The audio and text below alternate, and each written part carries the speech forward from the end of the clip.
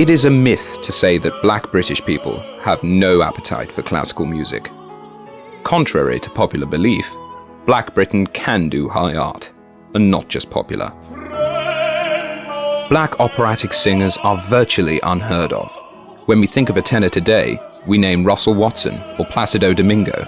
Yet only several decades ago, the world's most recognized black man was the American singer, actor, political activist, and tenor, Paul Robeson. People of African descent have long been involved in classical music as creators, interpreters, and performers. A number of renowned singers from William Warfield to Jesse Norman have made their mark in the world of opera. However, black artists singing opera still tend to be discriminated against. I think so many casting directors within opera, they sort of think, well, they don't have to do anything about the black actor, the black opera singer, because I think they don't exist. But we thought if we actually were to highlight that there is talent, there is a depth and wealth of talent, they can't actually ignore it.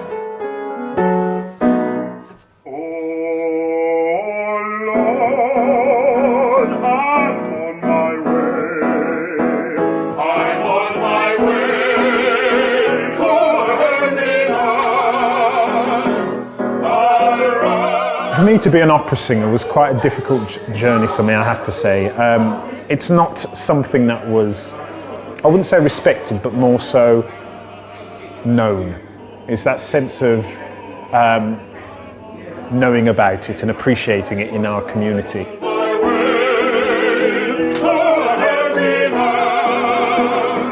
Who is in their right mind as a black person could be an opera singer?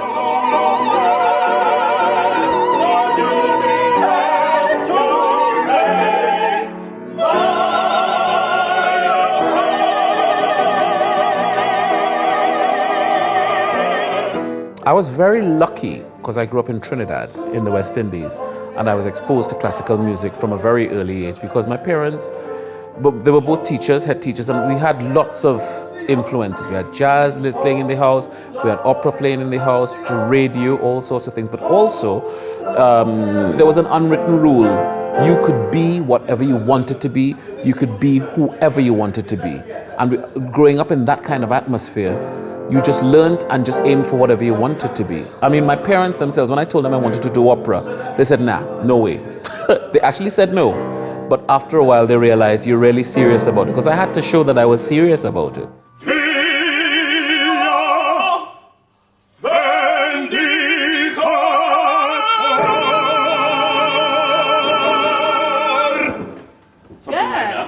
I think it was more sort of self-discovery, only until that I was really sure that this is the path that I wanted to be on. This is what I really want to be doing. This is what I want to be doing. Yeah, I want to be an opera singer. I got into opera during university. I joined a choral society, and the conductor of the choral society decided I should audition, and I just auditioned, and I had such a good time doing the opera. I started looking for more opera things to do, and it sort of snowballed from there. And then I went to music college, and now I'm a professional. I've done musicals, I was in a pop band, but I love opera because of the challenge that it gives me with the actual singing, the languages, having to sing in French, German, Italian, and even Russian sometimes. I love that about it. That it thrills me. It thrills me. What I love about opera is it's like an escape. You can delve into a character and be lost, and it's amazing. It's an amazing escape, and I can't believe that you get paid to play for a couple of hours every night. It's amazing.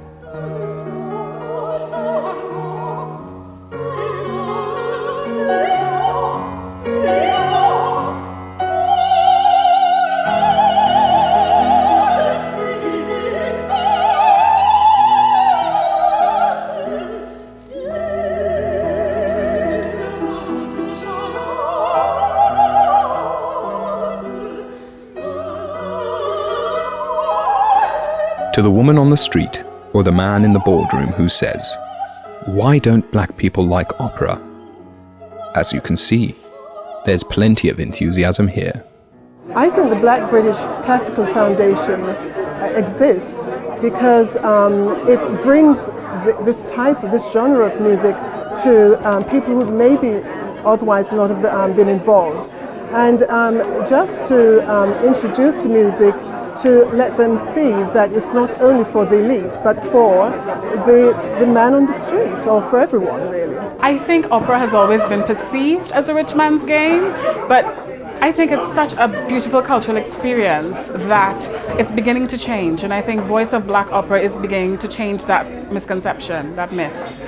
We are an inclusive society. We want everybody to enjoy the same sort of things, and there's an enormous amount of musical talent and dramatic talent in our minority communities. Black people have so much to give to this art form, but they're not going to do it unless they know more about it, unless they engage. People coming to our organisation and come to our concerts are predominantly black. Like tonight, it's about, 95% black.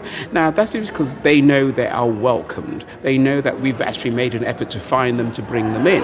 At the Royal Opera House, they don't care.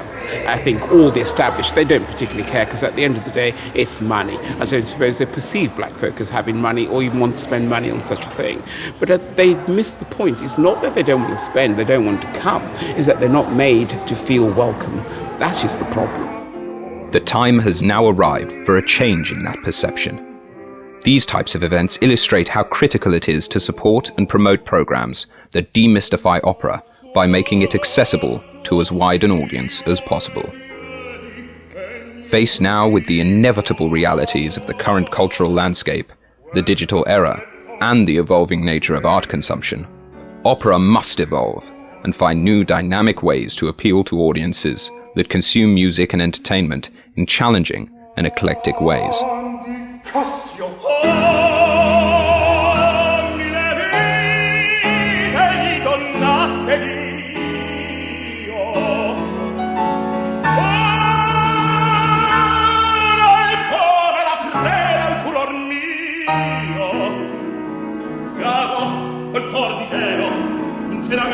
pietose larve, tutto il lontano amore sano al cielo, guardami e suonami nelle sue spire d'angue litra battite, ma sangue, sangue, sangue. Driven by the desire to keep operatic music in all communities and schools, the BBCF works tirelessly in presenting excellence among all classical singers, and provides a platform that encourages and embraces new audiences. More and more so, opera is beginning to detach itself away from the mainstream community, mainstream education. And, children aren't really exposed to music and singing in general. So I'm always passionate about bringing, that sort of medium into schools. And I do that. I do that as a workshop leader, and I go around to various schools bringing my art form. Time and evening time and summertime and winter time. Thus you got your man.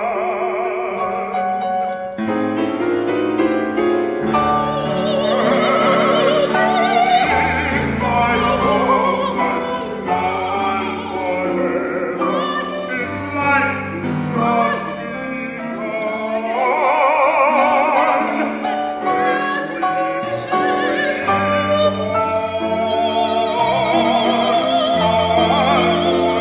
I think it's very, very important because it's actually trying to bring the youngsters through to understand exactly what is open to them in terms of operatic and other forms of songs, rather than just the hip hop or the garage, etc. I took half a dozen black youngsters to the Albert Hall this year, and everyone said they won't come or they won't stay the course, and I can assure you they thoroughly enjoyed it. Oh, I just came here because I love opera and I like classical music a lot.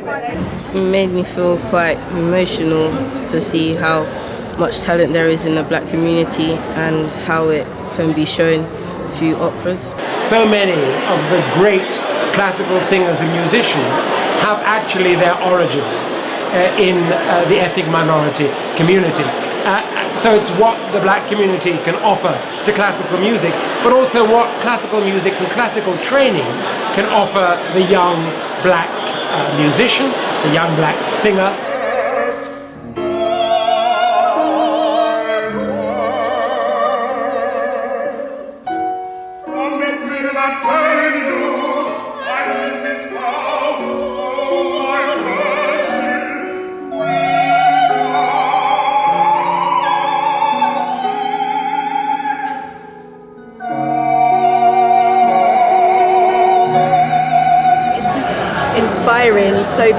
So younger people, young generation get into it and just enjoy it, because it's not really out in the market as much as it's needed to be, really. Most of them will only perform in circles and to audiences that already appreciate this genre of music, and to expose it to a broader audience, to see the wealth of talent that we have that can take on, tackle and master such amazing music is truly inspirational.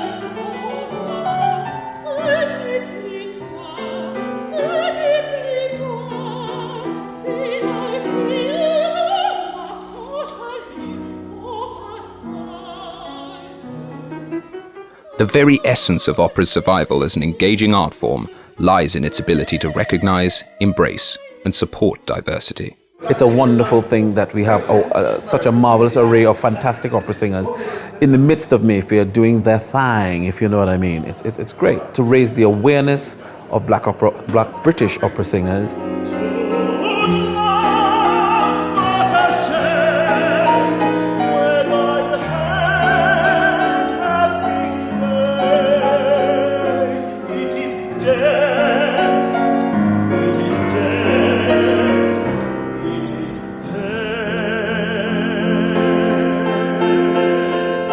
Even though we've had fantastic divas like Leontine Price, Kathleen Battle, we have had Simon Estes, we've had Willard White, we've had George Shirley, we have Martina Arroyo. A lot of these people are not British born or British trained. I consider myself a British singer because I'm British trained.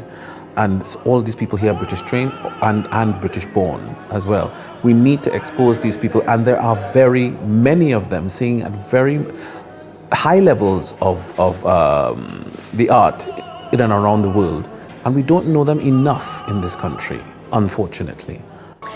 I think this competition is brilliant because it gives a platform for young black artists and Asian artists from ethnic minorities to perform on a really big scale, so it's great. You know, the arts is for all. The arts transforms, it entertains, it educates, it inspires, and that is for everybody. It's across the board, and we have talent in our communities that can do that, but they don't have the platform to be exposed, to be appreciated. And if it takes something like the Black British Classical Foundation to do that, then so be it. Our aim is that we should actually end up a competition very much like Cardiff Singer of the World. On the other hand, we should be working to a point when we don't have to have a competition, because an opera singer will be an opera singer regardless of its colour. But at the moment, you still have to fight that battle to say that we are singers, we happen to be black, but we can still perform to the highest level, and we should be given the opportunities and the roles.